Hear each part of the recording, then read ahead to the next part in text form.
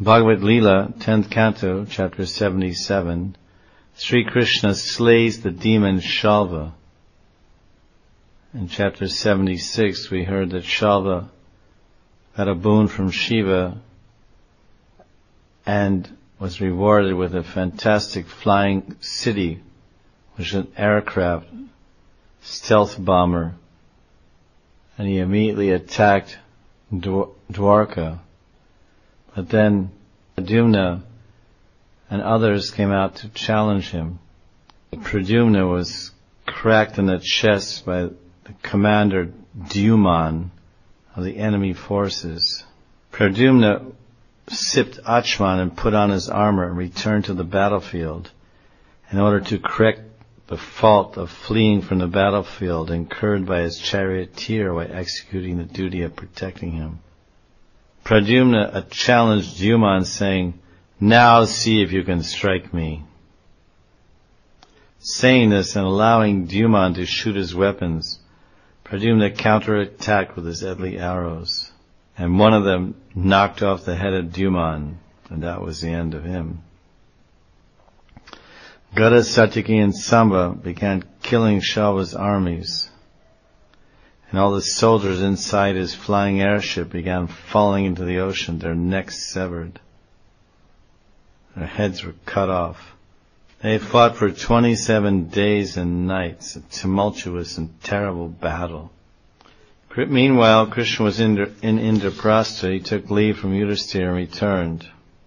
Upon reaching Dwarka, Krishna saw Salva's aircraft and the decimation of his own army. And he appointed a special guard for Rukmini as other queens inside the palace. Selected generals used a secret route to convey the queens to safety in the inner chambers of the city. Taruka took Krishna's chariot, flying the emblem of Garuda, the younger brother of Arun, on his flag. Salva threw his spear at the Lord, and it lit up the whole city like a mighty meteor. But Lord Shauri, Krishna, tore the weapon into 100 pieces with his arrows. With its dark blue color and rapid movements, the Soba aircraft of the demon King Salva appeared like the sky. Krishna's arrows are compared to sun rays in terms of their being countless and creating unbearably scorching heat. Krishna himself is compared to the sun in terms of his being all-potent and victorious over opponents. Salva struck Krishna's left arm, and Krishna dropped his famous Charanga bow. It appears astonishing that Krishna's bow fell from his hands, since Krishna's arm has unlimited strength. Everyone cried out, and Salva said to Krishna, "Ha ha ha, you fool! Because in our presence you kidnapped the bride of our friend Shishupal. You snatched Rukmini. Shishupal is your own cousin, and then you later murdered him in the sacred assembly while he was inattentive. Ha ha ha! Let's see. Today, with my sharp arrows, I will send you to the land of no return. Though you think yourself invincible, I will kill you now if you dare stand before me. Oh fool, I will send you to death." Saraswati, according to the inspiration of Bharati or Saraswati, the goddess of learning. Another idea, using the same Sanskrit words of the demon King Salva, he was saying, "Because there is no confusion for you, you took Lakshmi, who is actually your rightful wife, while we and our friend Shishupal, your paternal cousin, were completely ignored by you. With my sharp arrows, I will make you lead me to liberation. In other words, I will attain you, my Lord, who gives liberation, and I will never be born again." The Supreme Lord Dwarkadish replied to the demon, King Salva, "O dullard, You boast in vain, since you fail to see death standing near you. Real heroes do not talk much, but rather show their prowess in action. Heroes don't talk, but they act, and their actions speak much louder than any talk. Salva disappeared, and then some man appeared on the scene, and he announced to Krsna, Devaki, your mother, has sent me, and she's crying. And she said, Krsna, Krsna Mahabahu, Pitate Pitravatsala, Bandva Vanita Shalvena, Shonikena Yata Pashu. Oh, Krsna, Krsna, mighty armed one, who are so affectionate to your parents. Pitate Pitrivatsala. Salva has seized your father Vasudeva and taking him away as a butcher leads an animal to slaughter. When he heard this disturbing news, Krsna, who was playing the role of a mortal man, showed sorrow and compassion, and then he spoke.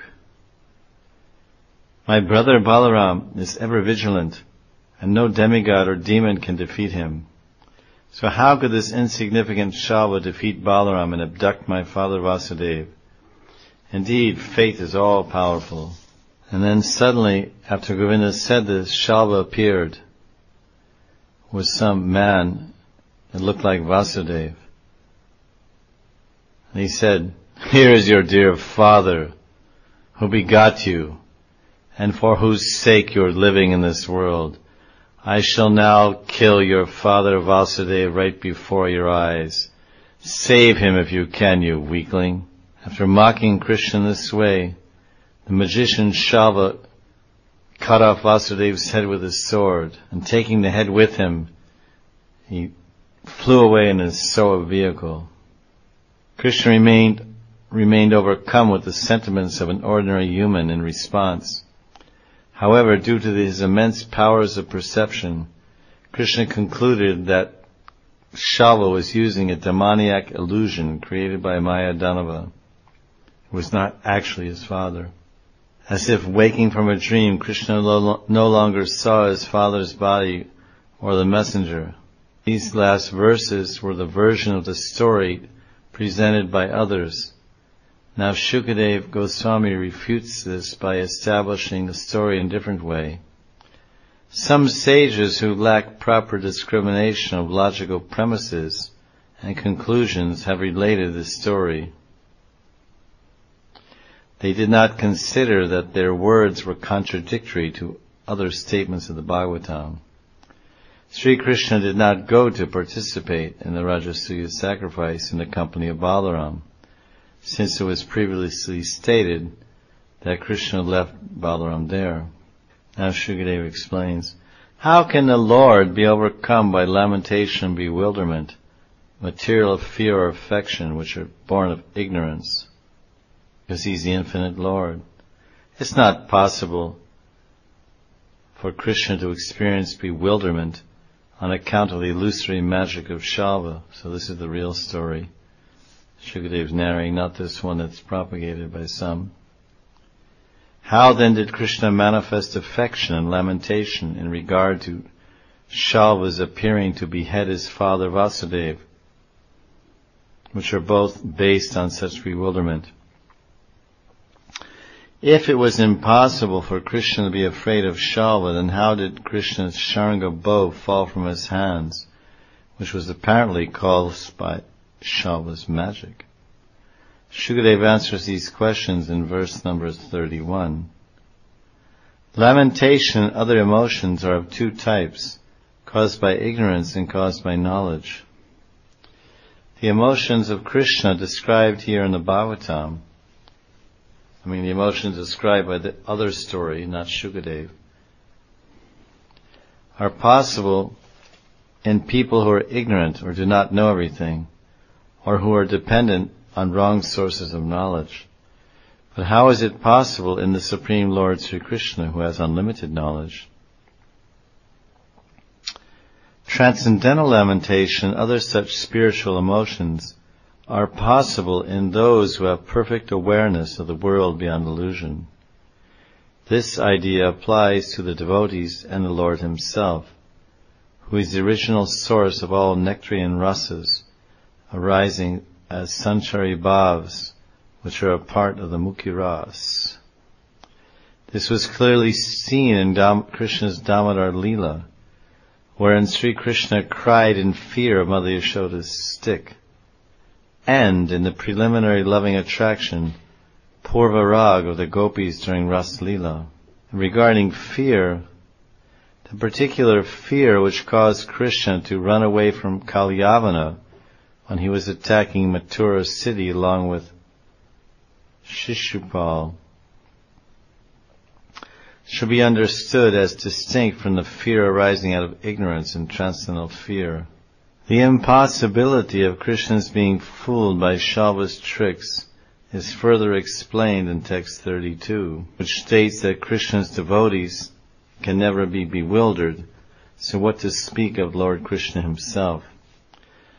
Therefore, how was it possible for Salva, a mere mundane mortal, to bewilder the Supreme Personality of Godhead, Bhagavan Sri Krishna? Bhagavan Sri Krishna is the goal of all saintly devotees, who remove the endless delusion of being happy or sad by knowledge of the Lord, nourished by service to his lotus feet. Such devotees attain the eternal opulence of having an eternal personal relationship with Krishna in the spiritual world. Thus, how could any type of illusion possibly affect the Supreme Personality of Godhead at any time? Therefore, these statements are not true, and the story was in the verses of this chapter, verses 22 through 29, are the opinion of others, not Shukadev. After defeating the opinion of others, Shukadev continues the story. Krishna broke Salva's aircraft with his club, text 33. Shattered into thousands of pieces by Krishna's club, the Soba airship plummeted into the water. Salva jumped onto the land and picked up his club and rushed towards Achyuta, like a fly rushing into the fire.